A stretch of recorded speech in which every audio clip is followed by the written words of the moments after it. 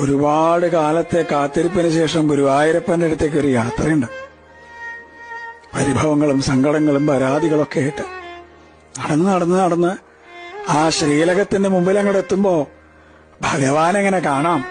ശംഖും ചക്രവും ഗതയും പങ്കജവുമായിട്ട് ചക്രവർത്തി ഭാവത്തിലുള്ള ഭഗവാന്റെ രൂപം അതങ്ങോട്ട് കാണുമ്പോ കണ്ണ് നിറഞ്ഞൊഴുകും, തൊണ്ടയിടറും, എല്ലാം മറന്നുപോവും. പരിഭവങ്ങളും സങ്കടങ്ങളൊക്കെ. ഗുരുവായൂരപ്പാന്നൊരു വിളിയുണ്ട്. ആ സമയത്ത് ശ്രീലകത്തുനിന്നൊരു നോട്ടമുണ്ട്. കാരുണ്യത്തിന്റെ കടലായ കണ്ണന്റെ നോട്ടം.